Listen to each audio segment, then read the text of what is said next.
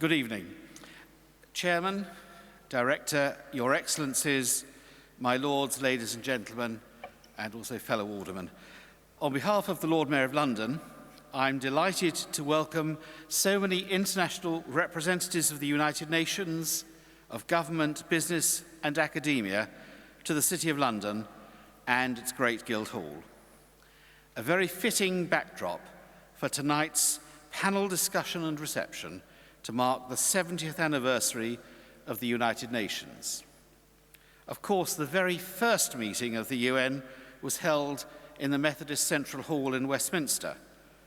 But we're delighted that for this anniversary celebration, you found your way 2 miles east.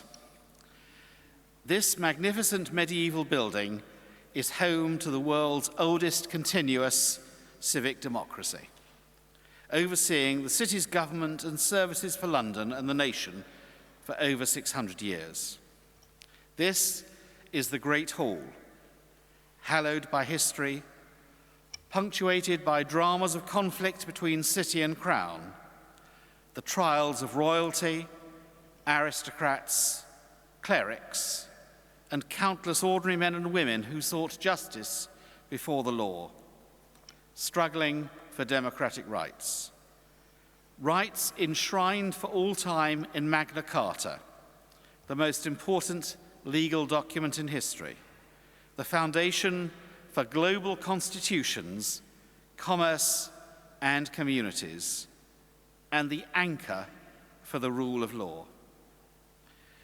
Earlier this year, we were delighted to host the Global Law Summit, celebrating the 800th anniversary of Magna Carta and exploring its contribution to the next 800 years, building on the pivotal role played by English law in facilitating international business, uniting global leaders in law to develop relationships across markets and jurisdictions. And I should say at this point that we in the corporation actually have one of the finest extant 13th century copies of Magna Carta, kept in this very building and normally on show in the Heritage Gallery.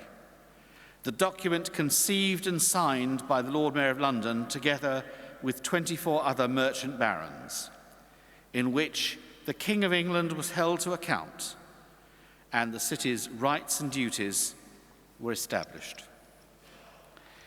Ladies and gentlemen, this Guildhall and this city has played an important role in shaping global history. It is a hub for science, technology, standards and learning. It was here that the Royal Society was founded over 350 years ago, and this is the birthplace of underwriting and the global centre of finance, natural disasters, and the sharing of risks between communities across the world. Today, this space continues to be a crucible for debate in shaping our present and our future, finding solutions to the challenges we face, building resilience, and ensuring sustainability. As global challenges evolve and grow, intensified by a digital age, and set against the backdrop of climate change, the need for free and frank discussion is also all the greater. We are delighted to host these discussions here tonight, and it gives me great pleasure to hand over to the Executive Director of UNA UK, Natalie Samarasinga. Thank you very much.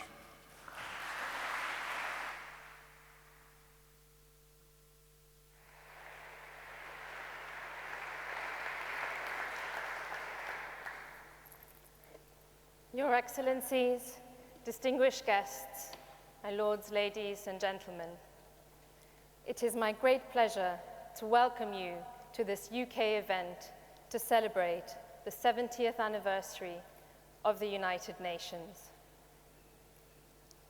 I won't say too much more about the United Nations Association UK at this stage, except to say that we are immensely grateful to the City of London Corporation and the Foreign and Commonwealth Office for their generous support of this event.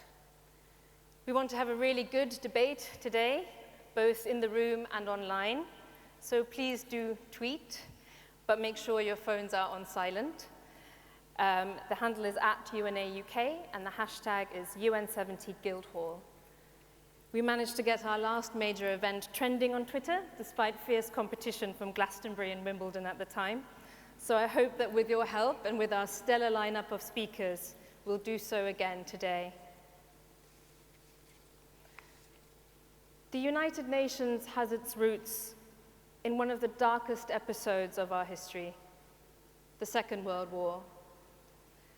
Marking its anniversary challenges us to consider whether we, as an international community, as governments, and as individuals, have done enough to avoid such a catastrophe happening again.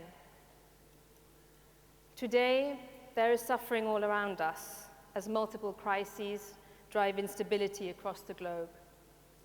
We face many problems the UN's founders did not imagine: climate change, cyber warfare. But arguably the biggest challenge it faces today is the same as it was in 1945, mass displacement, as nearly 60 million people leave their homes to flee bombs, guns, torture, rape, and starvation. Against this depressing backdrop, the UN can seem marginalized, unable to do more than shout from the sidelines. So should we really be celebrating the 70th anniversary? Let's take a few moments to consider how the world has changed since 1945. The number of conflicts between states has declined. Major wars between powers have been avoided. And globally, life expectancy and living standards have improved. The world today is freer.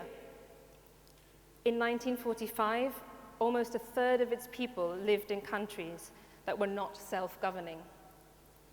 Since then, over 80 states have gained independence. The vast majority of them have accepted at least some international human rights laws. In 1945, women had equal voting rights in just 30 countries. Today, only one UN member state does not have female suffrage. The UN has played a key part in this story, from feeding children whose families have been uprooted by war, through to helping entire countries transition peacefully to independence.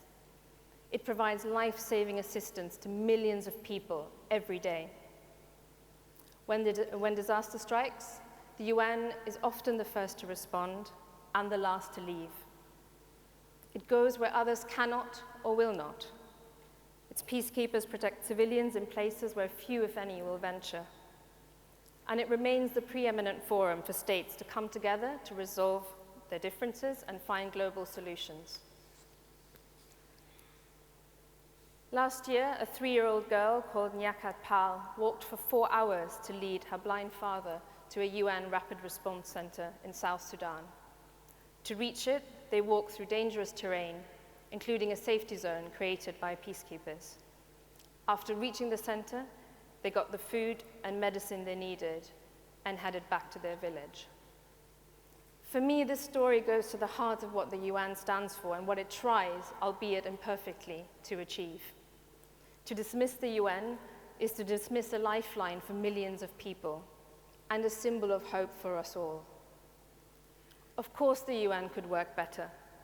I come from a country, Sri Lanka, that has seen some of the best of the UN's humanitarian and development efforts, but also one of its worst failures in preventing the slaughter and uprooting of hundreds of thousands of people in the last stages of the war. But for the most part, it is not the UN, but our governments that fail us. They need to recognize that the progress we have achieved will not last unless they support the UN. We have already seen progress reversed in many parts of the world. Attacks against civilians are on the rise. The conflict in Syria has set back its development by about 30 years. And polio, on the brink of eradication, has resurfaced in countries such as Somalia and Afghanistan. Our governments must realize that our rules-based global system will not survive unless we actively work to strengthen it. UNA UK has been urging the UK government to set out a clear strategy for doing so. But I don't think any government will act unless we, the people, show them that we care about our United Nations. Whether you support the UN or think it desperately needs fixing, or perhaps a mix of both, you are here because you recognize that the UN matters. And we have two brilliant and inspiring women here today to advise us on how to strengthen it. Gro Harlem Brundtland and Hina Jilani. In a moment, I will invite them on stage to make some opening remarks, after which we'll have about 20 minutes or so for discussion. It would take far too long to list all of their achievements, so I will just say a few words of introduction. Prime Minister Brundtland became Norway's youngest and first female Prime Minister in 1982, and she's still affectionately known as the Mother of the Nation. She is also the mother of the concept of sustainable development, having chaired the World Commission on Environment and Development. A physician by training, she served as Director General of the World Health Organization from 1998 to 2003, and she has also served as UN Special Envoy on climate change. Advocate Jilani is a renowned lawyer and civil society activist who has dedicated her life to fighting for human rights and democracy in Pakistan and around the world. She established Pakistan's first all-woman law firm and was appointed advocate of its Supreme Court in 1992. In 2000, she became the first UN Special Representative on Human Rights Defenders, an immensely challenging role which she performed and shaped for 8 years. Both of them are members of the Elders, an independent group of global leaders brought together by Nelson Mandela in 2007 to work for peace and human rights. So without further ado, please join me in welcoming to the stage Prime Minister Brundtland and Advocate Jilani.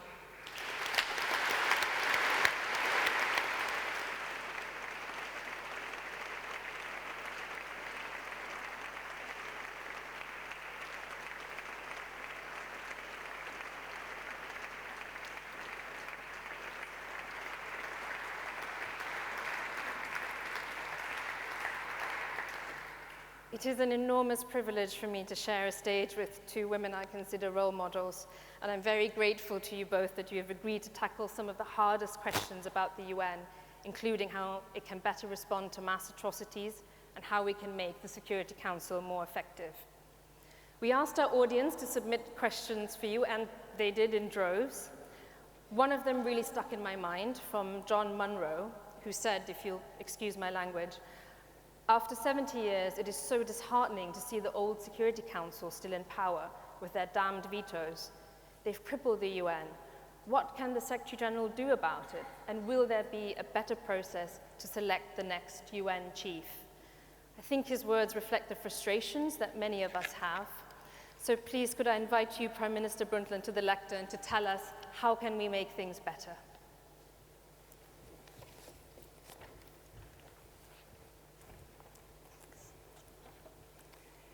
Thank you, Natalie.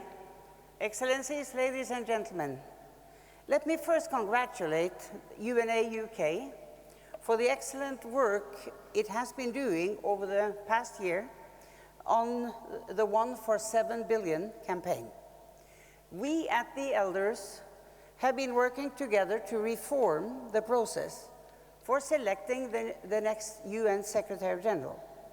So I would like to start by talking about this issue, as well as the need to modernize the UN Security Council. The biggest problem with the election of the Secretary General is that it has remained a highly secretive process.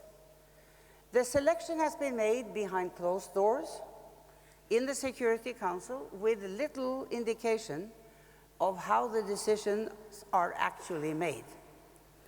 The 5 permanent members have the right to veto any candidate and have an overwhelming control over the whole process.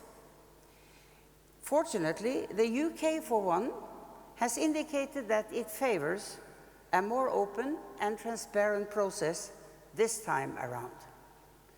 Now, despite the fact that some very good Secretaries General have been selected in the past, the process is in many ways designed to encourage the lowest common denominator candidate to be chosen. This cannot be acceptable when we are looking for such an important position to be filled. The Secretary General is seen as a representative of all of us, all the world's people, and this should be reflected in the way the selection is being made. So the elders, therefore, want to change the way that the selection is organized. This means increasing transparency so that there is a clear timetable for the selection process, and so that countries outside of the Security Council have the opportunity to scrutinize candidates and hold hearings with them. Candidates should be encouraged to put forward platforms where they outline their priorities for the UN so that everyone can get a sense of what they would do, what they could expect if they got the job. We also believe that instead of the Security Council nominating one candidate and then asking the General Assembly to rubber stamp that decision, it should put forward multiple candidates to give the rest of the world a real choice. Finally, it is important to change the process to increase the independence of the Secretary General. Currently, the Secretary General can be elected for 2 5-year terms.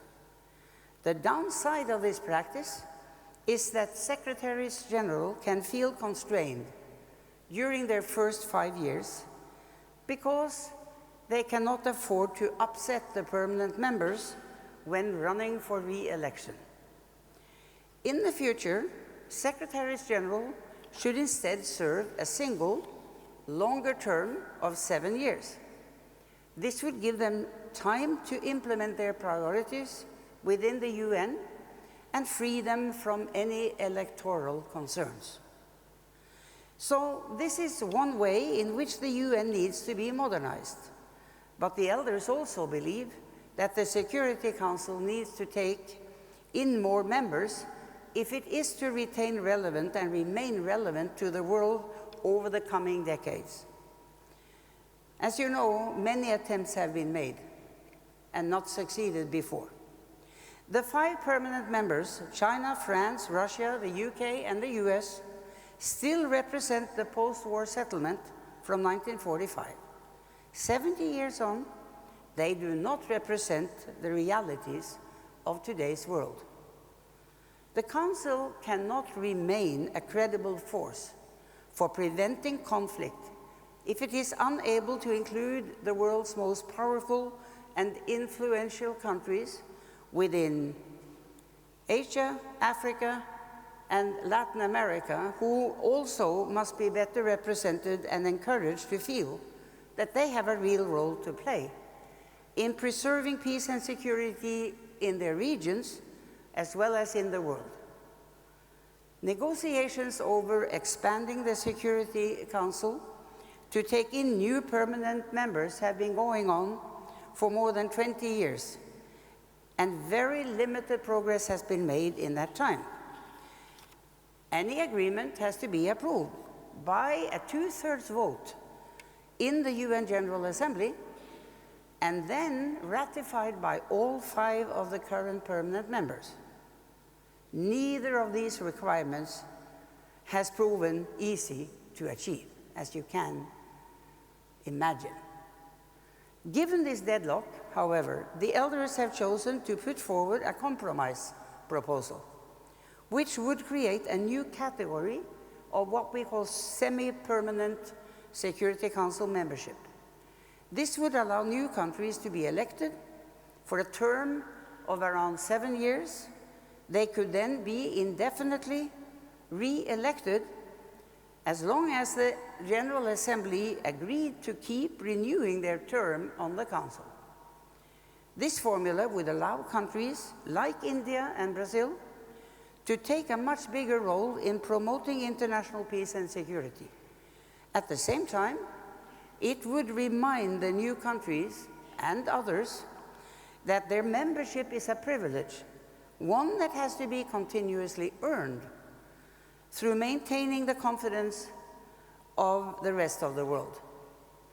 I believe that this would help significantly to ensure that they would use their new position of influence responsibly. And it would also be a way of ensuring the long-term viability of the United Nations itself by making sure that the most powerful countries remain within the UN system. Thank you so much.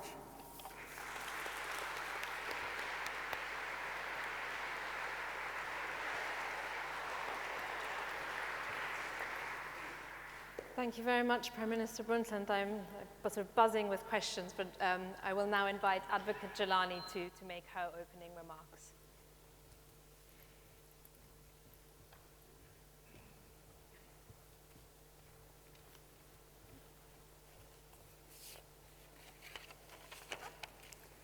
Thank you, Natalie.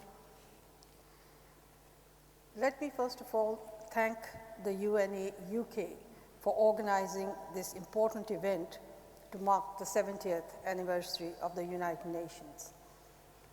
Ladies and gentlemen, I'd like to begin by speaking about the veto power in the United Nations that vests with the permanent members of the Security Council. One advantage that I see in this veto power is that this sense of power keeps the permanent five in the United Nations and retains their interest in multilateral politics. However, this limited advantage is also lost if the permanent five continue to see the veto as a right. The veto is a privilege that comes with a great deal of responsibility. And if that responsibility is not exercised in the use of the veto, then I'm afraid the power of veto in the Security Council and the United Nations that the P5 retains today has become anachronistic. The UN certainly needs a lot of reforms, but the first reform that must come must be the kind of reform that allows the United Nations to become as effective as it can to end conflict and bring peace and safety to the people of the world. It is in this respect that this whole concept of the United Nations as a community of nations and as the international community must make sure that the decisions made to keep the world peaceful and to maintain people's security must emanate from collective wisdom. If we are to depend on collective wisdom, then narrow national interests cannot supersede the need for a peaceful global environment in which people can progress and prosper. We know that a number of proposals have been put forward. However, these proposals are taking too long to come into existence as material changes in the United Nations system. In the meanwhile, we are watching crisis upon crisis, where thousands of people are suffering, lives are at stake, livelihoods are at stake. The crisis in Syria is a very obvious example, where repeated vetoes have prevented action which might have helped to promote peace. But the problem in Syria is not just the use of veto.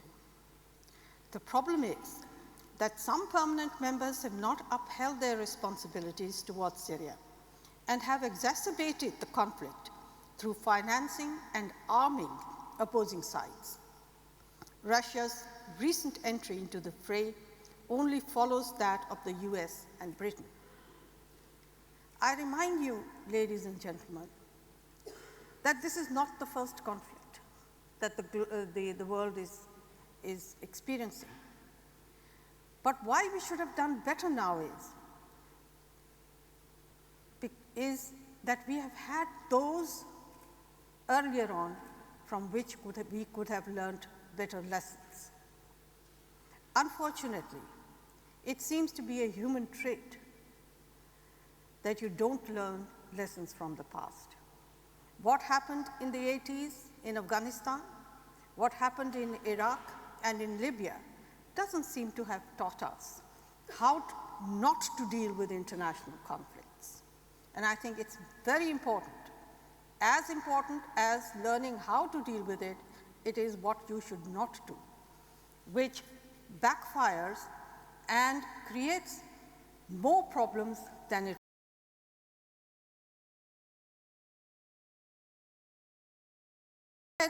There are useful proposals which aim to prevent such crises in the future through making permanent members to agree voluntarily to put aside their veto in situations where mass atrocities are taking place or are imminent. However, no theoretical agreement by itself is going to solve the crisis in Syria or any other conflict, and the Security Council can be most helpful only when its members cooperate towards an agreed goal and put the protection of civilians above personal and strategic rivalries. This need for cooperation is the basis for the elders' proposal. We say very simply that if a permanent member uses its veto to prevent action when mass atrocities are taking place, it must be required to publicly explain its reasoning. More importantly, it then has a responsibility to put forward an alternative plan to address that particular crisis on the Council's agenda. Discussions and debate in the Council are not the point of it all. Finding a solution is what these debates are all about. Having been thwarted in their collective wish by a P5 member, the remaining members of the Security Council would also have a responsibility not to just give up once a veto has been cast. Instead, they should redouble their efforts to find a solution. It is therefore an awareness of collective responsibility within the Security Council which has to be at the center of any new procedures. It is also very important that we find ways to make sure that voices of civil society groups in conflict-affected countries get the chance to be heard in the Council. It needs to understand better what is happening on the ground to make reasonable and useful decisions. But it is also morally important so that those people most affected by conflict have the chance to be heard.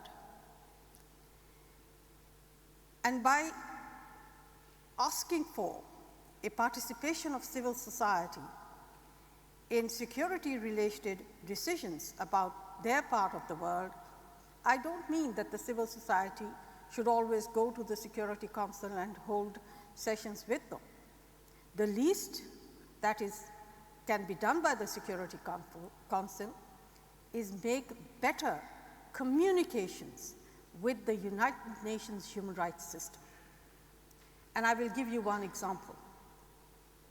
The United Nations Special Rapporteur on extrajudicial killings detected the signs of genocide in Rwanda and reported that to the United Nations. If the United Nations political system was better coordinating with the human rights system so that one hand knows what the other is doing, the civil society voices would already reach the Security Council. As the Special Representative of the Secretary General on Human Rights Defenders, I have always found that the authentic information that allows us to analyze a situation comes from the civil society groups who are living the situation that we are just studying. And lastly, on this point, remember that there is no notion of international community without the inclusion of civil society in that notion. International community is not just states. The UN Peacebuilding Commission is an example of a more successful and flexible system which has specific officials dedicated to each country where it works. I wish that the Security Council would develop innovative mechanisms to have its ears to the ground and place people in strategic places, either regionally or nationally, so that they are getting a continuous flow of information that alerts them to a situation that's developing. This is the direction in which I think the Security Council should be moving in the future. It should be less about individual interests and far more about practical, cooperative, collective action to help make the world a safer and more peaceful place. Thank you.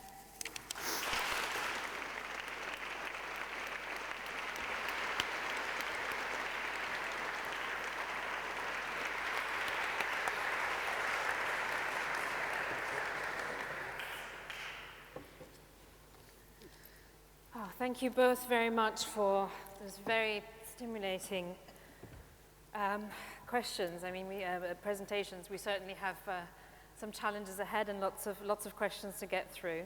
But I want to start off with a general question. I think many people in this room are UN watchers. They will have been fascinated by what they've just heard, and I'm going to try and pick up some of their questions in our discussion in a moment. But there will be many people in this room as well who might be quite new to these issues. And they might be thinking, yes, this sounds really fascinating, but what difference does this really make to me? So I wanted to ask you, why should people in this room care about strengthening the United Nations? Well, you know, in general terms, why should people care about who manages societies? You know, whether in their own country, their own little community, or in the wider world. It's the same principle. We are all, as human beings, part of creating our own world, our own societies, our own future. And anyone who just leans back and doesn't care less, you know, is really not doing the basic duty of any human being, in my opinion. You know, we should all be engaged in thinking about and trying to improve the world around us, including, in this case, the international institution that covers all countries and that we all depend on. Thank you for that. Advocate Jilani, you said something that struck me about international community not just being states. You know, we had a lot of questions submitted in advance. I can see at least 2 or 3 here on Twitter as well, of people thinking, okay, that's fine. How do I make a difference? If you had a sort of action plan to give to people in this room, what would it be? Yeah, but I think we are already making a difference. I think it is very difficult for anyone to forget that even though participation of civil society in making decisions may be minimum at this time, the issues that they bring out and highlight and the causes of conflict that come to light through the work of human rights defenders in particular and peace activists have become the basis for the information that gets into the United Nations. And I must here mention a recent speech that the High Commissioner made and how much he stressed the need for the civil society voices to be not just heard, but paid attention to. We get our time at the UN. We get time to speak about issues, but what we really want is somebody to give a serious thought to what we are saying, because as I said in my presentation, we are living those situations. And we have an analysis. We may sometimes not be very accurate, but there are others who can follow up the trends that we are putting out and get more scientific information on it, and then put their heads together to see how to deal with it. So I think it's extremely important that human rights defenders are given the importance that they should have. For human rights defenders, I think it is important for us to remember that the cornerstone of our work is accuracy and transparency. And we do the world a great deal of good if we were to exercise that in our work. All right, I'm going to move on to some of the more technical questions about UN reform. I'm a UN nerd, so this is the part that I'm going to enjoy the most. Prime Minister Brundtland, enlargement of the Security Council. I can see how the makeup of the Council relates to its legitimacy, its representativeness, of course. But surely the Council's legitimacy also depends on what it actually does. So do you really think that an expanded Council, more states around the table, not all of whom are always the most progressive, do you really think it'll be able to work better? I do think so. I do think that, every country is sensitive in different ways to the knowledge base, the culture, the background, the experience of that country, and the kinds of pressures that are put on the representatives of that country. So you have a much wider direct attachment to how things are being viewed, how they are judged, and what people think is right or wrong when you have a wider, more representative council. It will help. It will be, and also people's belief in, generally, in the ability and representativeness itself is important. Because if people feel that the Security Council is really not representing the world, then they are not going to listen even to what their conclusions or lack of conclusions are. So I do think it will help in the effectiveness as well. Okay, I mean, I should say I'm playing devil's advocate here slightly. UNA UK is very supportive of all these proposals, but I think it's good to thrash out some of the issues as well. And one of the hardest issues, of course, at the moment is Syria. I'm going to take a question from the audience now, from Lord Soley. Would you please stand up and make yourself known? I will get a mic to you. Please state your affiliation if you have one. I'm not directing this at you, Lord Soley, but for all the people who I'm going to ask questions. Please don't tell us your life stories. We have limited time, and please stick to the questions that you submitted. We picked them because they were very good, and our otherwise very friendly volunteers will have no hesitation in wresting the mic off you if you deviate. But Lord Soley, on that note, please go ahead. It's short but complicated. Can the United Nations ever get an agreed position on intervention? And in that context, could there be a role for a special committee of the General Assembly to give recommendations to help unblock some of the problems within the Security Council? Advocate Jilani, would you like to take that one? Yes, I think that there can be interventions that the Security Council can agree upon. I think this concept of regime change should first of all be rethought. I think it's not important to remove a regime. What is important is to bring peace. And that peace can be brought about through different ways and means. Of course, in that process, if the regime has to go, that's fine. It can be a part of the intervention. But the intervention necessarily should not be motivated just by regime change. These are the kinds of political decisions that divide the Council. So yes, interventions are necessary at times, and there are possibilities of such interventions coming through the consensus of the United Nations. The other point that the question that you raised was with regard to the General Assembly making recommendations. I think legally under the Charter that's already possible. Why the General Assembly doesn't use that privilege or authority still escapes me.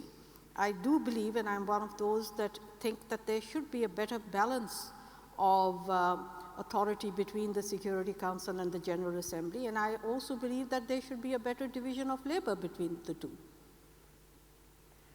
A related question, of course, is the use of the veto. And one of the questions that's just come through on social media from Nitesh Palana is, why would the 5 permanent members, and I think you could probably say this more widely to member states in general, prioritize the collective good over their self-interest? Prioritize elected Collective good. Over their national interest. Would you like to take that? Well, they generally should, prioritize the collective good. Definitely. But one of the reasons why people are suspicious and critical about what permanent members have been doing is that it has been obvious that they haven't always done so.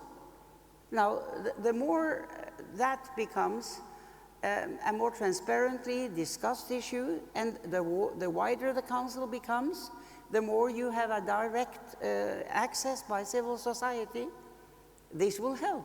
It is not as easy for any leader to take national considerations above the greater good if many people know what you're doing. And is this voluntary code of conduct on the veto, which is in effect what it is? Yes. Would this make a difference in the hardest situations? I'm sure that it will.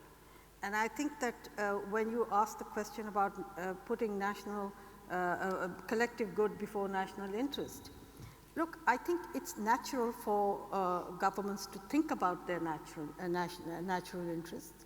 But when there are national interests that have a potential of doing more harm to a situation where civilian lives are at stake, by taking sides, creating a more polarized environment, creating instability that will never go away, whatever initiatives the international community takes, that becomes something that should be unacceptable in international conduct. I'm going to move on to the Secretary General selection process now. It's a campaign that UNA UK has been very involved with, the One for 7 Billion campaign, which we co-founded. It's been excellent to have the elders' support for change, and we've recently achieved, I think, a pretty huge step forward with the General Assembly calling for the first time ever for a proper process to be set out for the selection, for candidates' names and CVs to be circulated, and for hearings with candidates to be conducted. Hopefully, these decisions will be implemented swiftly. So I'm going to ask you sort of 3 questions on that issue. One that's come through from Jillian G on social media. Basically, does the Secretary General really have the power to change things? So does it matter whether we change how he or she is selected? Do they have power at all? The second question, we had lots of question submissions on women in leadership positions, including at the UN. I get asked this question a lot when I talk about our campaign. I'm sure you'll have a better answer than me. So the second question is, why haven't the elders just come out and categorically said, it should be a woman this time, we should just have a woman Secretary General, forget about anyone else? And my third question is, how do we find the best possible person for the job? So does the Secretary General really have the power to change things? Why shouldn't we just say it should be a woman? And how do we find the best person? Well, the Secretary General has a potentially strong position that that he or she can perform in different ways, and any Secretary General has a strong power in the world. So the question is, how do we help the Secretary General be someone who can represent all of us? And be above, the different national interests and serve all of us. That has to be an independent personality, somebody that listens, but somebody that can also refrain from being put pressure on. Now, that person, the one of the 7 billion that we are looking for, I am not ready to say, this time we have to take 1 out of 3.5 billion because we have to have a woman this time. I wish we will find a woman this time, but we don't feel as elders that it would be right to exclude every man from consideration. Yeah? And Advocate Jilani. I agree with Dr. Brundtland. I think that the elders' position has been that if all things are equal, we would welcome a woman Secretary General. And there is no reason to believe that there are no women of that merit today in the world. Women have played very important roles as global leaders. So we hope that there will be. But this is also no reason to say that we should exclude all men from the consideration. On the Secretary General's power, I think we should also remember that the United Nations is really, and you've already said it in your presentation, that it's our own governments who fail us. The United Nations is really a reflection of what global leadership today is, how governments are producing the kind of leadership that will present a good collective position in the United Nations. I think the Secretary General has a very important neutral role to play. A good, strong secretariat in the UN can, in many ways, facilitate work of the United Nations, and independence is, of course, the most important thing. But to get independence, there must be an acceptance. I mean, you can't just verbally commit to the independence of the Secretary General and then do whatever politics you possibly can in the United Nations to curb that independence. I think that's where governments have to learn. The other thing is, you know, in the Charter, we start with "we the people," and then the "we the people" disappears. I think the Secretary General is the person who should be looking after the interest of the people. I'm going to indulge in two more questions from this, partly because we have had a few on social media and because it is one of my pet projects. You've both spoken about the independence. What is the best way that we can try and give the next Secretary General that independent start? Is it the single term that you mentioned? Is it asking states to refrain from, extracting promises? What is it that we can do? And that's my question for you, Prime Minister Brundtland. And afterwards, Advocate Jilani, you've talked a lot about civil society. Is there a role for civil society in helping us find this best possible person? Well, I think it makes a big difference if a Secretary General serves one term or is going to get into an election process. 5 years is a short time, You enter, you get acquainted, you make your mark, and all of a sudden it's 2.5 years gone already, and people start thinking about the next term.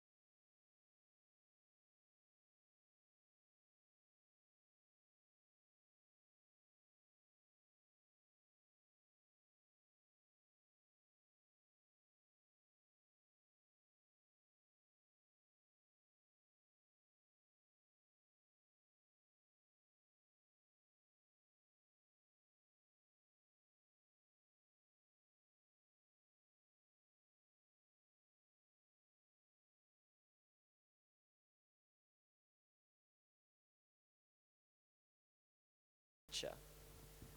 Right, so we've had 4 great questions there. One has the proliferation of UN agencies serve the most disadvantaged or richer countries. The second one, why has the UN taken such a low profile in the migration crisis? Let's take those 2 first. So, you know, that first question is difficult, I think, because on the one hand, new needs and conditions appear, and the world's countries and civil society suggest changes in the system, add another agency, and it's not my impression from my direct experience that is something that has basically served the strong or the powerful countries. For instance, in the case of UNAIDS, it clearly was that this issue is now so large that we have to join forces in another way and with other methods, and it takes too long, maybe not, to be able to mobilize the system quickly enough.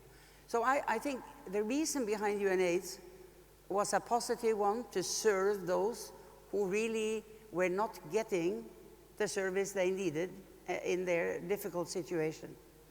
Now, then there was then I had there was a question about sustainable development goals. Should I take that now? Yes. Yeah. You know what I think? The countries of the world have now been able to agree by consensus in the end on 17 sustainable development goals. They are all very relevant. They are all critical to the right kind of future for humanity. It has, for the first time, included also what you could call the environmental pillar, which was not possible at the turn of the century for the Millennium Development Goals. I was part of that process at that time in WHO. It was not possible to include in the Millennium Development Goals a serious attempt to integrate nature, environment, resource. It was seen to be national responsibility, and they couldn't agree. Now you have energy, you have empowerment of women, you have climate in those goals. So to me, it is a success story of the United Nations that from Rio 2012, where I was not certain that the difficult sentences they managed to agree on, that they in fact would, by the process following, get to the result that they had. I was there in Rio 2012. I was afraid that it would become another, not so successful story. However, by 14 and into 15, we saw that the engagement across the world, because it now applied to all nations, not just developing nations, they did agree. So I am happy about the Sustainable Development Goals. It's a big step forward. Yeah. Advocate Jilani, perhaps you will take the question on why has the UN taken such a low profile in the current migration crisis? And then the last question, what do you think is the greatest global challenge that, well, his generation, not mine, will face in the future? Well, on the UN taking a low profile on the migration crisis, I think, as I said, the UN really is member states. So once there is a consensus amongst the member states on what position to take, it is only then that the UN can take a decision. However, we do have, we do have the High Commissioner, for instance, who's made a very passionate appeal to governments to give due consideration to what is not just a migration crisis, it's a humanitarian crisis right now on our hands. So I think consensus is necessary. Maybe at a regional level, more discussion and dialogue will bring more consensus, and then it will merge into the global consensus at the UN. On what the young generation, the challenges they face, I think it's for you to decide for yourself. What would you like to change most would become your biggest challenge. I think every generation has their own challenges. And every generation decides, really, which is the bigger one. The only thing I can say is that perhaps misgovernance has created many more challenges for your generation. We had our own, but they were not perhaps as complicated as they are today. So good luck to you. Thank you very much. It's been an absolutely fascinating discussion, and I really wish we had more time, but we're running sort of 15 minutes late, which is a good sign. It means that so many of you decided that this was the best place to be on your Friday night. I'm just going to pick up on one last comment from Twitter, which might be a temptation, from Tallulah Bunny. It says, I'm looking at a stage of great women. Will either Gro Harlem Brundtland or Hina Jilani run for Secretary General? I won't ask you to comment.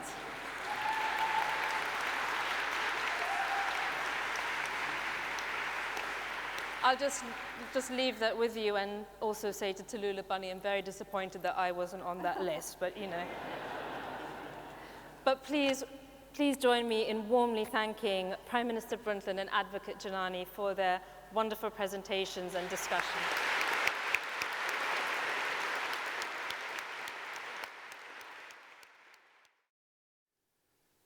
Lord Mayor, High Commissioner, Excellencies, ladies and gentlemen, may I add my own very warm welcome to you all for joining us at this special UN 70th anniversary occasion,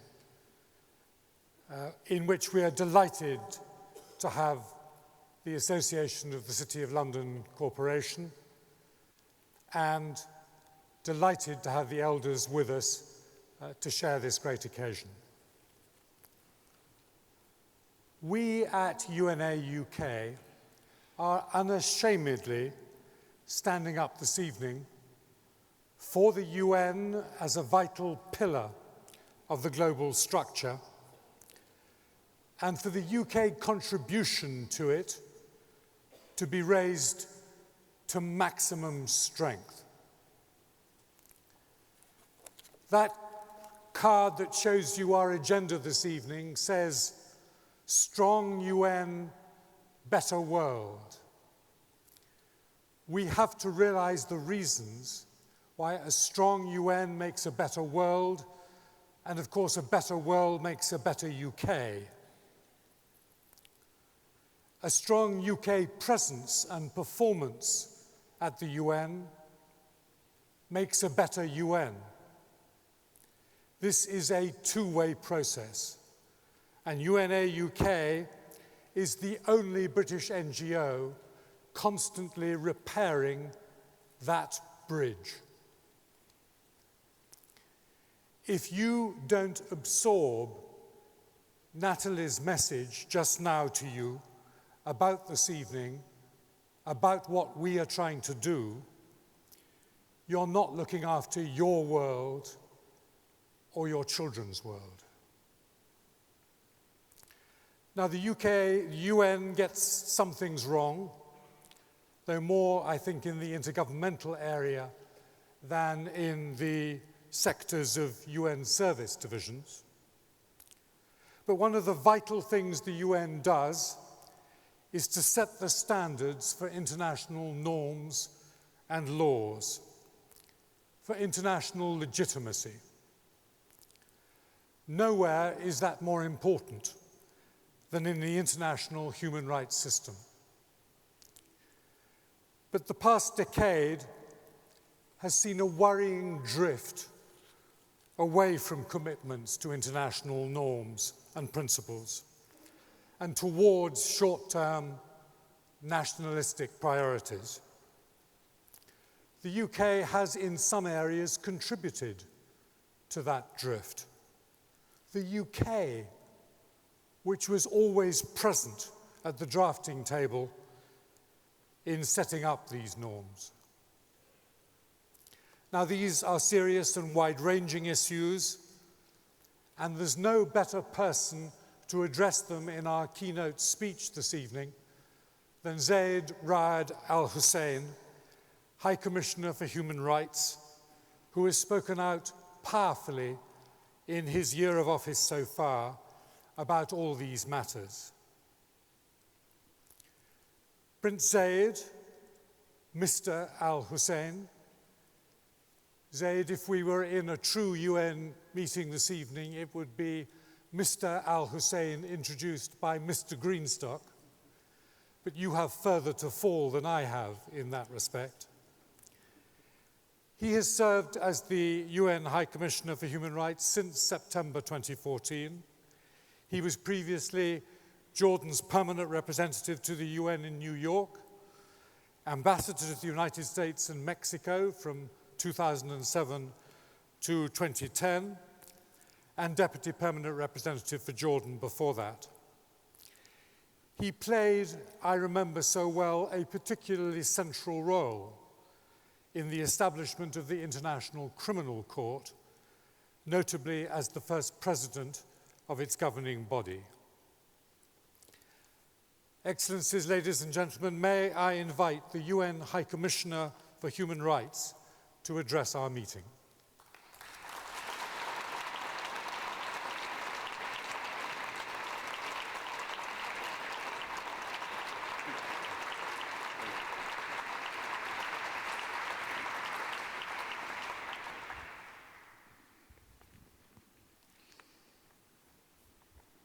Lord Mayor, Excellencies, my lords, ladies and gentlemen, thank you, Sir Jeremy, for your kind words of welcome. I am thrilled to be here with you and with so many old UN friends. And with the job that I have irritating all the world's governments all the time, believe you me, I need every friend I can get. And I have a feeling I'm going to lose another friend in the form of a government after this speech tonight. In recent months, a steady cadence of anniversaries has been tolling to mark some of the most cruel episodes of history. A year ago, the centenary of the onset of carnage of World War I, which once we thought would end all wars. Then, the 70th anniversary of the liberation of Auschwitz, the largest of the Nazi concentration camps for the extermination of Jews, Roma, homosexuals, and many others. In August, 70 years since Hiroshima, the first use of a bomb that obliterated even the atoms of human bodies and burned the patterns of silk kimonos into their wearers' living flesh. Today, those memories in the sense of lived experience are dimming. Women and men who were 15 years old in 1945 are now 85 years old, but as they disappear, what they lived, the lessons that humanity learned with that generation cannot be allowed to fade away. These anniversaries do not only teach us pity for the gruesome suffering and broken lives of our forefathers, not only wonder at the courage and resilience that so many displayed, but also the arduous work of real statesmanship, which is grounded in far-sighted principle and the certainty that any search for solutions will be shallow and ineffective, if not profoundly rooted in justice. There was another anniversary this past summer, almost in counterpoint to the terrible commemorations of wartime destruction, and as was mentioned at the beginning, the 800th anniversary of the Magna Carta, which limited the absolute authority of sovereigns and established the ideal of an impartial and just rule of law. And it may not be too fanciful to state that the place those anniversaries lead to is here, the 70th anniversary of a new attempt to found a different kind of world order, more peaceful and more just. For with the founding of the United Nations, a fundamental sea change took shape across the world, as it was recognized that human rights and rule of law are and must be the top priority for every country, the basis on which truly resilient and stable societies can be built was outlined in the Universal Declaration of Human Rights, probably the most resonant and thoughtful international agreement of the 20th century.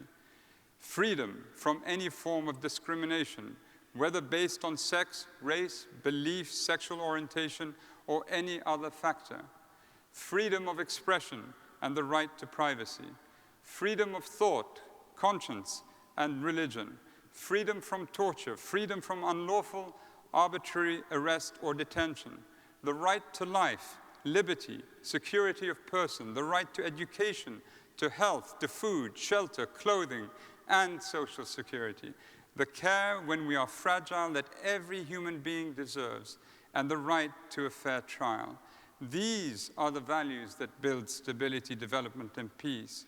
When the world's leaders came together at the birth of the United Nations, they knew this, knew that if peace and development were not underpinned by a powerful commitment to achieve human rights, the world would once again and swiftly lurch into chaos and war.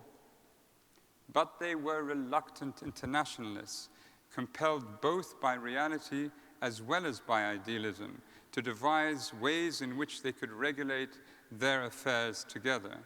They remained jealous of their sovereignty, suspicious of each other's power, bound by the national interests of their geopolitical positions and by the personal aspirations of their frequently despotic elites.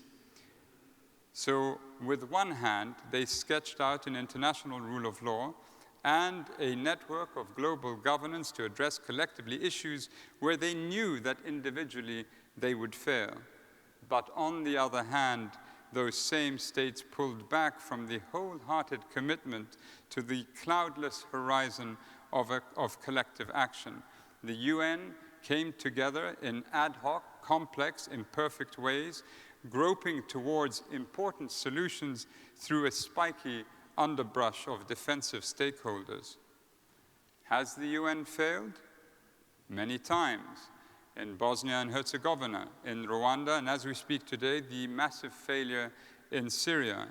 There is a disgracefully long list of places where violations of human rights have not been prevented and turmoil has metastasized into chaos, bloodshed, and even genocide. In fact, almost the first human rights crisis that it grappled with, the question of Palestine, remains unresolved. Over the past 70 years, millions of people have suffered unnecessarily and died painful, untimely deaths that could and should have been prevented. This shames our world. Not only the UN, for it is not after all a world government, but a meeting ground for the world's governments. Still, there is no shadow of a doubt in my mind that the UN has been a great deal better than the alternative, which is, to put it mildly, or put it plainly, nothing.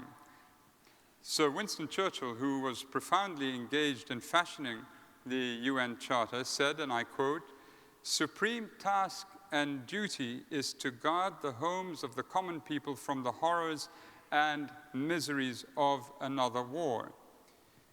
If the UN were to collapse, Churchill said, there would be a third world war. And I quote, "The dark ages may return. The Stone Age may return on the gleaming winds of science, and what might now shower immeasurable material blessings upon mankind may even bring about its total destruction." But by that not inconsequential standard, the UN has succeeded.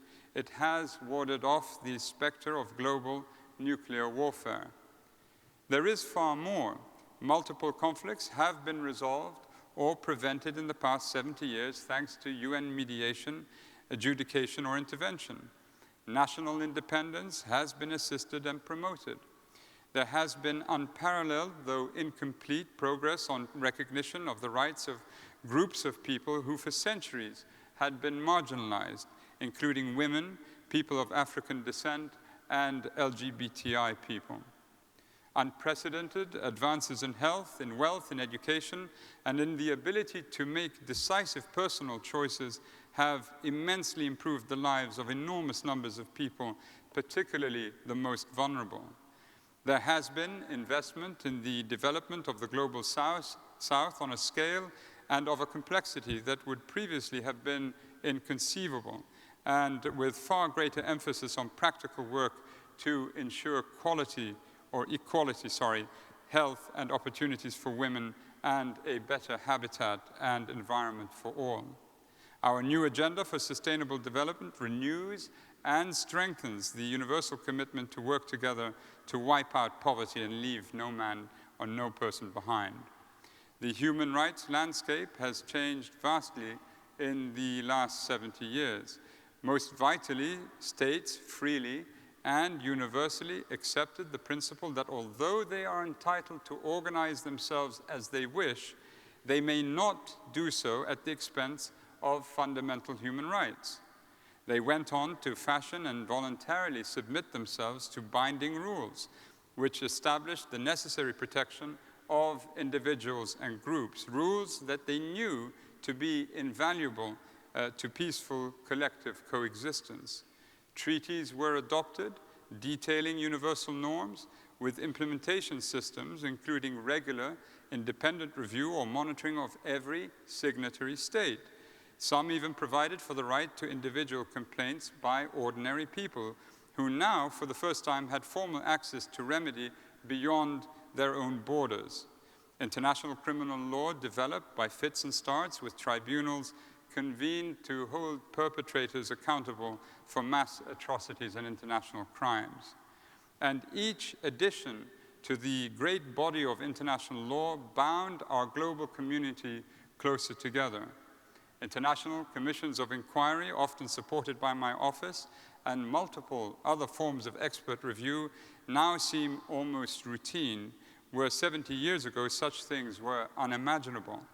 One example, today the Human Rights Council, through its Universal Periodic Review, scrutinizes in detail the human rights records of every one of the 193 members of the UN, in turn, every 4 years. This tremendous shift in mindset creates a heightened awareness and a degree of constant pressure on transgressor governments, including the knowledge that they may be held accountable for human rights violations. The process of creating and evolving a United Nations has relied throughout on the diplomatic dexterity, the principles, and the commitment of several countries. Britain is among them. I have spoken of Churchill, who struggled valiantly at the outset to ensure that both the United States and the Soviet Union would remain within the UN. Now let me turn to David Maxwell Fyfe, one of the Nuremberg prosecutors, who, after cross-examining Goering and Ribbentrop, went on to guide the drafters of the European Convention on Human Rights. The Nuremberg trials, when we reread the transcripts today, still have the power to shock. How easy it appears to be to slip into unspeakable brutality as the space of fundamental freedoms is asphyxiated. The European Convention on Human Rights was constructed on this experience to prevent the crimes of the past, and it incorporated and marks as still clearly visible the older liberties of British common law. The strength of the convention, unique at its time, was that it set up machinery to monitor its implementation in the shape of the European Court and the Commission of Human Rights. The European Court went on to become a permanent court among the most internationally respected tribunals of modern times. It has been the model for regional human rights courts in Latin America and Africa, and its jurisdiction stretches today from Iceland to Turkey. The improvements in British practice and police that have been inspired by the European Court include stronger protection against child abuse, enhanced rights of people with disability, including mental disabilities, better care for the elderly, broader sexual orientation rights, including of gays and lesbians in the military, and the abolition of corporal punishment in schools. Recently, the government has announced its plans to scrap the Human Rights Act. This proposal may have very significant impact on access to remedy for victims of human rights violations within the jurisdiction of the UK. If Britain, a key member of the Human Rights Council, a founding member of the UN, and a privileged permanent member of the Security Council, is considering a move that would potentially weaken a vital regional institution upholding fundamental human rights guarantees, this would be profoundly regrettable.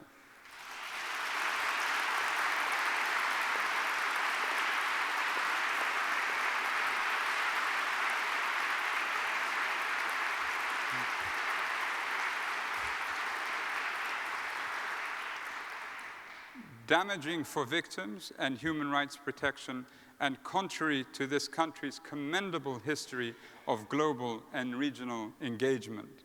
Moreover, many other states where civil society is currently threatened may gleefully follow suit. Surely, this is a legacy no British government would wish to inspire.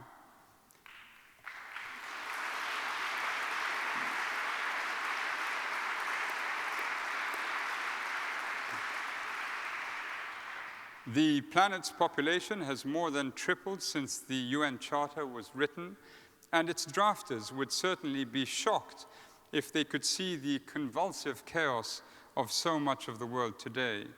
We face massive emergencies, and yet our humanitarian operations go unfunded, virtually guaranteeing that this suffering will cascade into more and more countries and lives. Several states appear to be undergoing a process almost akin to nuclear fission, collapsing inwards and fragmenting into defensive and violent communities.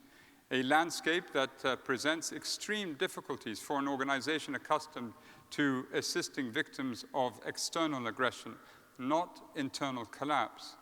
We are dealing with failed states, vicious internal wars, and also, as the Secretary General recently told the Security Council, and I quote, the silent crises, grinding poverty, hunger, inequality, discrimination, and other threats to people's lives and dignity, end quote. All of them, the nesting ground for more violent extremism and more conflict. In Syria, the Security Council, which has primary responsibility for international peace and security, has been paralyzed. Much of the Middle East and the North African region is gripped in deadly conflict with far-reaching implications. The crisis in Ukraine casts a long shadow across Europe. New violent extremist groups terrorize populations under their control.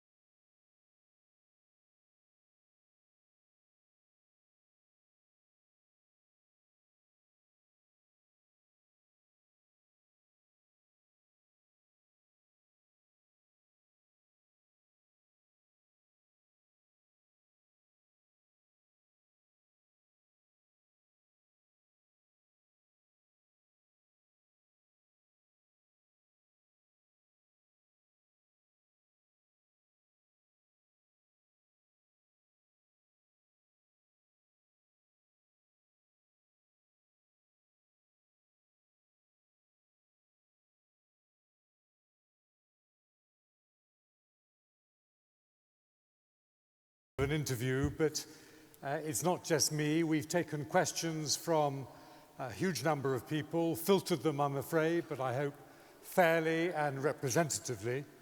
And for the next 15 minutes or so, we will just perhaps go over some of the things that you brought out into the open. And thank you, too, for not holding back on the UK, because UNA UK is there to make that bridge work in both directions, and we will hold our own government as well as others to account. High Commissioner, at a recent Human Rights Council meeting, looking back on your first year, you said that it had left you feeling, in many respects, pretty angry with what you had found in this job. What difference do you think your office can make, and what instruments do you need? What are you looking for that will make your work more effective?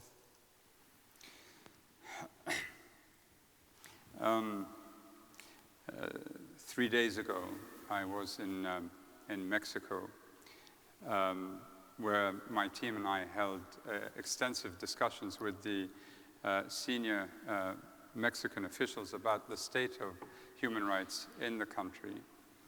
And the day would begin with a few meetings of the variety which we're very well accustomed, formal meetings. And then partway into the morning of the first morning, we sat with the victims, the families of some of the 26,000 who have disappeared in Mexico in the last 7 years or so. And sitting with the mothers and the sisters, the daughters and the sons of people who just vanished off the face of this earth, hearing how frustrated they were in not being able to know, not receiving any help from the government, made me despair. Because I began to feel, with all the speeches that we give, the reports that we issue, the interviews that we prepare for and then hold with the media, what is it all for? What good can we do when these poor people who suffer sitting next to us, we can't seem to help them?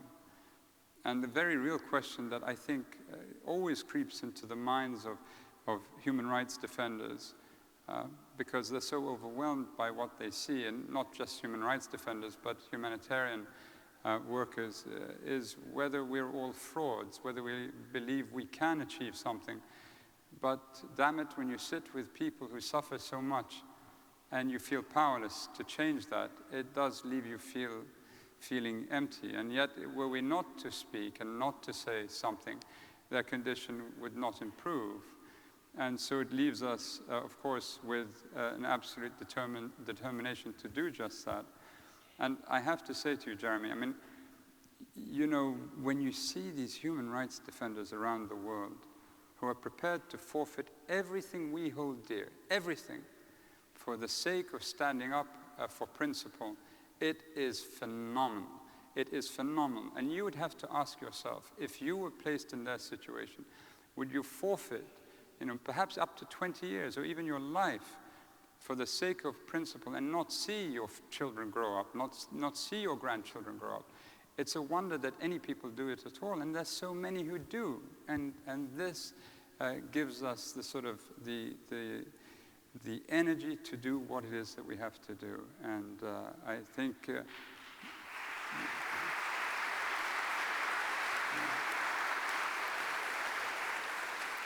and my apologies for using foul language. I hope this is not being recorded somewhere.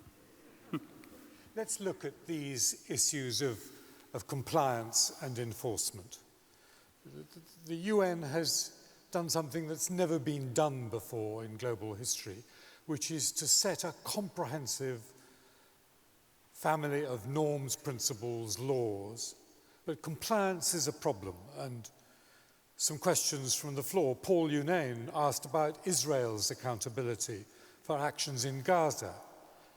Joseph Sear asked about Iran's failure to comply with recommendations from the UN on executions and domestic repression. Is the UN in a position to enforce human rights? What powers does it really have? Well, it's actually a very good question, this, because what I have come to realize is, of course, no government ever wants to be criticized for defaulting on its human rights obligations. And the astonishing thing to me is that you would expect that countries with mature democratic institutions would be far more amenable to outside criticism and scrutiny than would be the tyrannical or more repressive regimes, when actually it's not the case. Almost all governments cringe and recoil when the finger is pointed at them. And strangely enough, they give to you exactly what it is you need to do. Because I once had a foreign minister who called me up, and she said to me, please, High Commissioner, don't go public on us. And I thought to myself, you've just told me exactly what I need to do, where I need to squeeze. And you realize that actually there's a lot of torque in the system. And we haven't really used advocacy to the maximum extent possible yet, because I think we're trying to blend it with diplomacy to try and arrive at a result whereby we can see the human rights of the peoples concerned are improved and states abide by their obligations.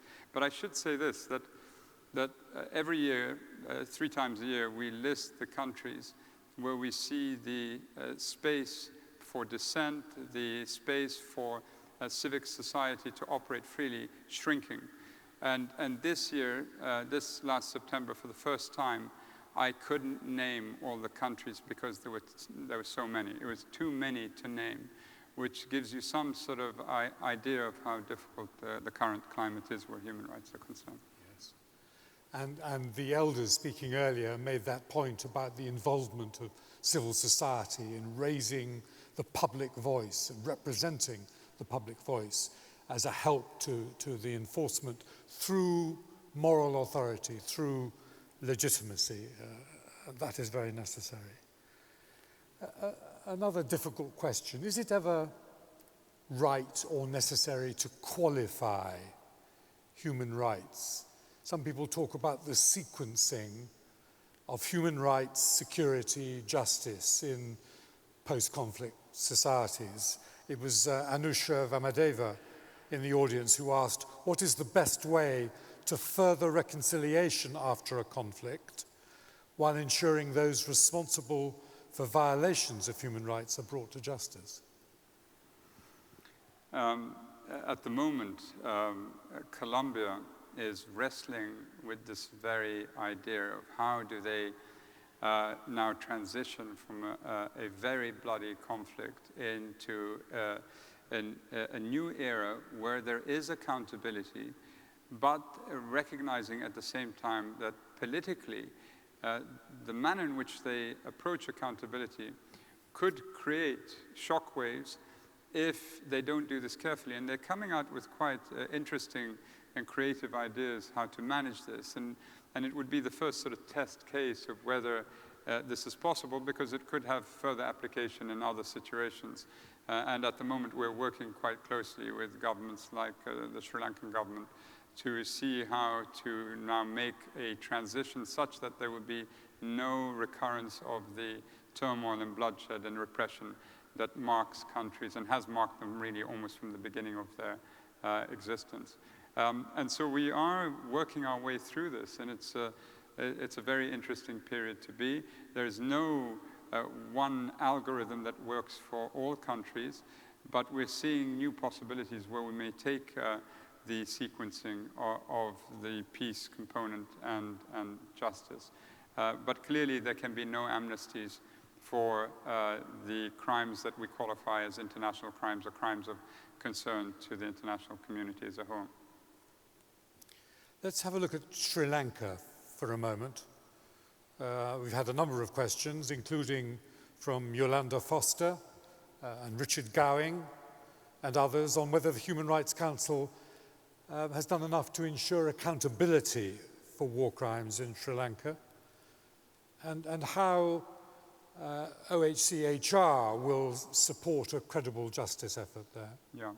No, the Human Rights Council passed a resolution only the other day by consensus, which is a huge change from the discussions in the Human Rights Council only a few years ago, where the situation was very polarized.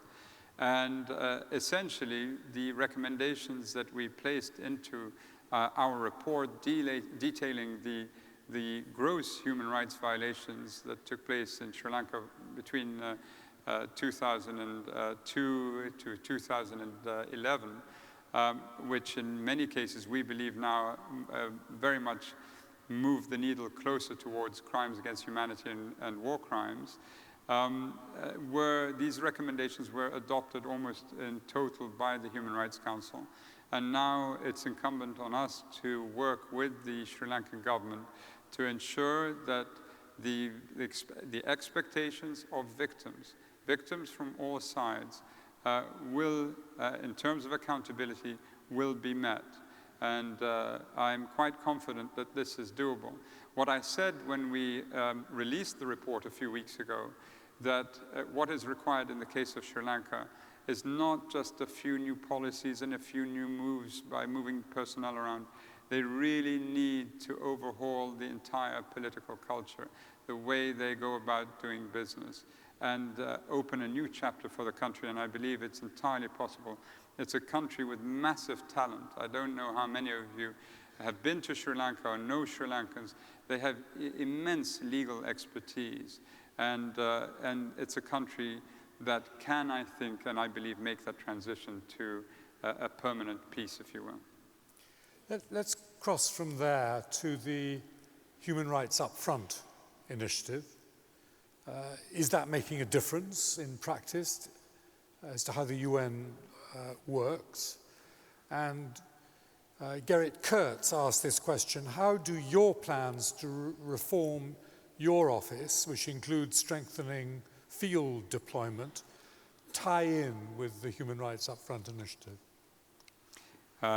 Yes, for those of you who don't know, the Secretary General developed this policy largely as a response to the findings of the Petri investigation into Sri Lanka, where the UN was found to be delinquent in the face of what was perceived at the time as quite probable widespread crimes being committed, and yet remained silent.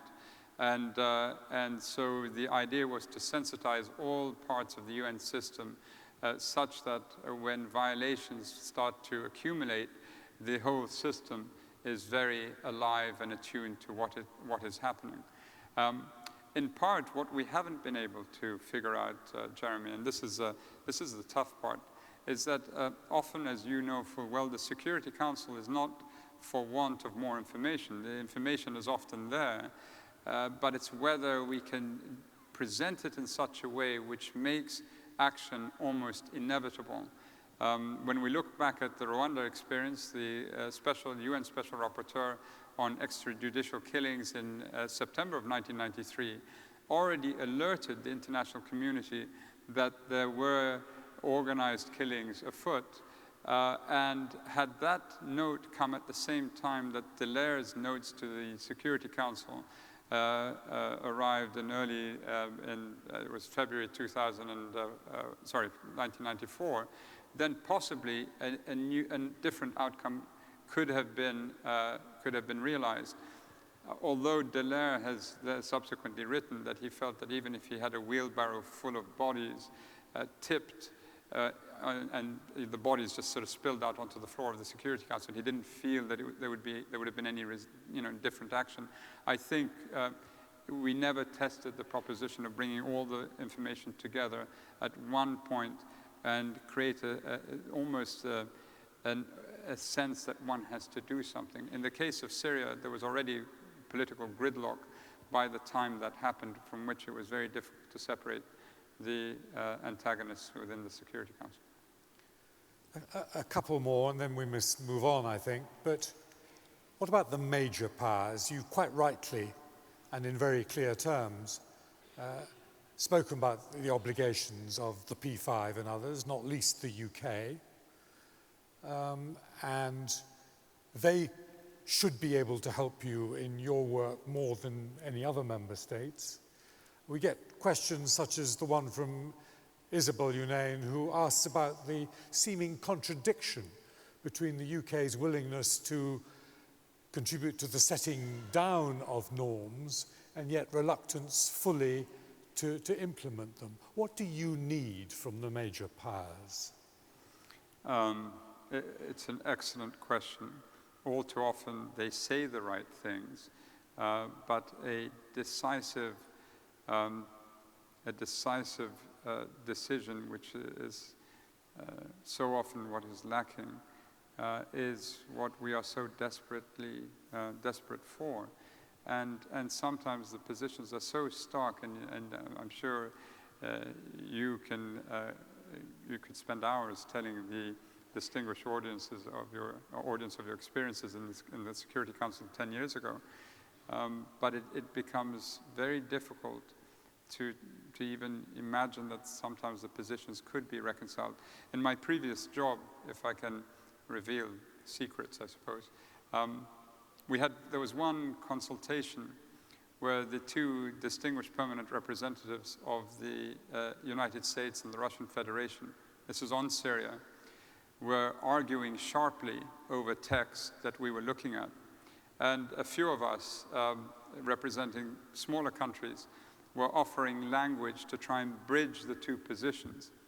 And doing it gingerly because the temperature in the room was very high. I mean, the mood was very tense.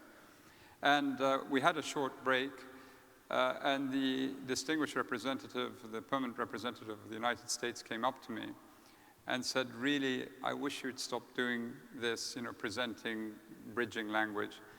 I really need you to side with me. And when I take a position, just follow me and just say, yes, I side with the United States. So I called up my foreign minister and I said to him, look, the US and the Russian Federation are fighting. It's really quite grim. And the US is insisting that we just stick to their position. What would you advise? So he paused for a while and he said, okay. He said, all right, side with the US, but don't upset the Russians.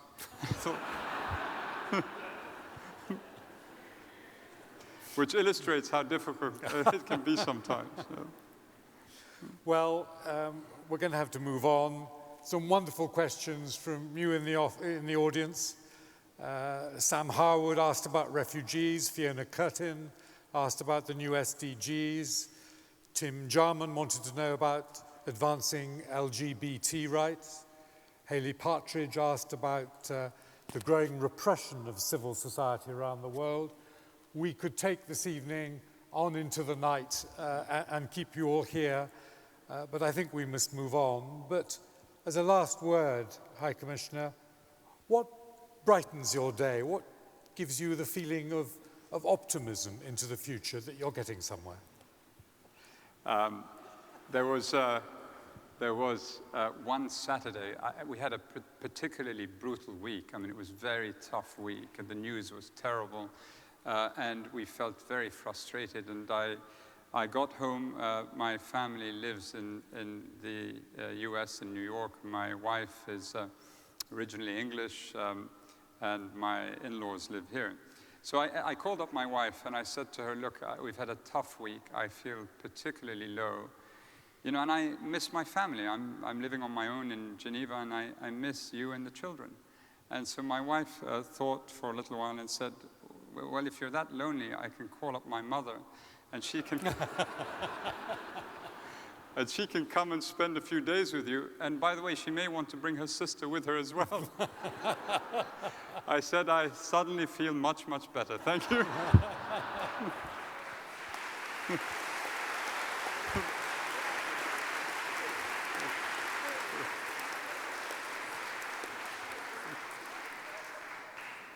Ladies and gentlemen, we're going to have to close the evening in a moment, but I would like you to express your appreciation for the power and the frankness of the High Commissioner's address.